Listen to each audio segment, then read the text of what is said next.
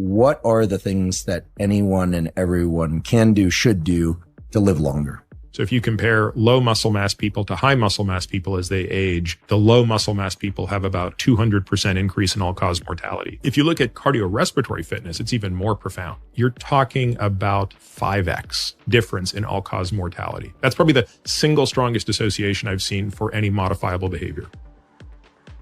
So let's start with a couple of the things that you've already highlighted. So smoking. How much does smoking increase your risk of all-cause mortality? Smoking is approximately a 40% increase in the risk of ACM. It doesn't mean your lifespan is going to be 40% less. It means at any point in time standing there, your risk of death is 40% higher. So now the question is like, how do you improve? So what are the things that improve those? So now here we do this by comparing low to high achievers on other metrics. So if you look at low muscle mass versus high muscle mass, what is the improvement? And it's pretty significant. It's about 3x. So if you compare low muscle mass people to high muscle mass people as they age, the low muscle mass people have about a 3x hazard ratio or 200% increase in all-cause mortality. Now, if you look at the data more carefully, you realize that it's probably less the muscle mass fully doing that, and it's more the high association with strength. And when you start to tease out strength, you can realize that strength could be probably 3.5x as a hazard ratio, meaning about 250% greater risk. So they're usually using like grip strength, leg extensions, and like wall sits, squats, things like that. Okay. So how long can you sit in a squatted position at 90 degrees without support would be a great demonstration of quad strength. A leg extension, how much weight can you hold for how long relative to body weight, things like that. We have a whole strength program that we do with our patients. We have something called the SMA. So it's the strength metrics assessment. And we put them through 11 tests that are really difficult. Like a dead hang is one of them. Like how long can you dead hang your body weight, stuff like that. So we're trying to be more granular in that insight, but tie it back to these principles. If you look at cardiorespiratory fitness, it's even more profound.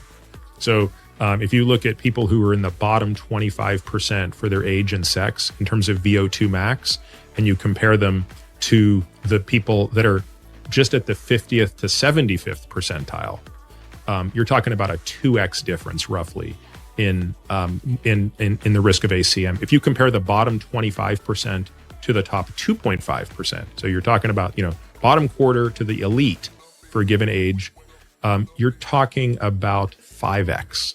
Wow. 400% difference in all-cause mortality. That's probably the single strongest association I've seen for any modifiable behavior. So maybe we could talk a little bit about the specifics around the training to get into the, top two tiers there, because it seems that those are enormous positive effects of cardiovascular exercise, far greater than the sorts of numbers that I see around, let's just say, supplement A or supplement B. And that's, this is my whole pet peeve in life, right? It's like, I just can't get enough of the machinating and arguing about this supplement versus that supplement. And I feel like you shouldn't be having those arguments until you have your exercise house in order. You shouldn't be arguing about this nuance of your carnivore diet versus this nuance of your paleo diet versus this nuance of your vegan diet, until you can deadlift your body weight for 10 reps. Then you can come and talk about those things or something. Let's just come up with some metrics, until your VO2 max is at least to the 75th percentile, and you're able to dead hang for at least a minute, and you're able to wall sit for at least 2, we could rattle off a bunch of relatively low hanging fruit. Dead hang for about a minute seems like a really good goal for a lot of people, at least. That's our goal. I think we have 1.5 minutes is the goal for a 40-year-old woman. 2 minutes is the goal for a 40-year-old man. So we adjust them up and down based on age and gender. Great. And then the wall sit, what are some numbers? We don't use a wall sit. We do as just a straight squat, air squat at 90 degrees. And I believe 2 minutes is the standard for both men and women at 40. Great. And then because for some people thinking in terms of VO2 max is a little more complicated, they might not have access to the equipment or to measure it, et cetera.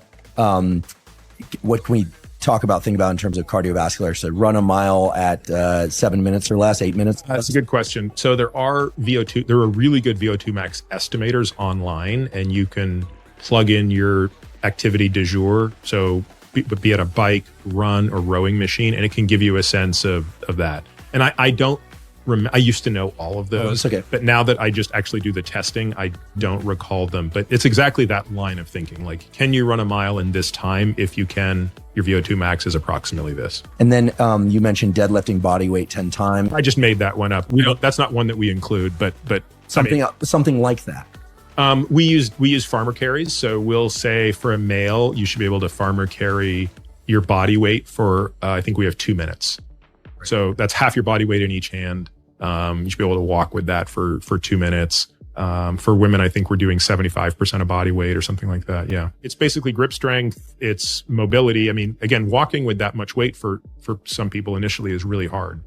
We use different things like vertical jump, ground contact time, if you're jumping off a box, things like that. So it's really trying to capture, and it's an evolution, right? Like, I think the test is going to get only more and more involved as we get involved, because it took us about a year. Beth Lewis did the majority of the work to develop this. Beth runs our strength and stability program in the practice. And, basically I just tasked her with like, hey, go out to the literature and come up with all of the best movements that we think are proxies for what you need to be like the most kick-ass, what we call centenarian decathlete, which is the person living in their marginal decade at the best.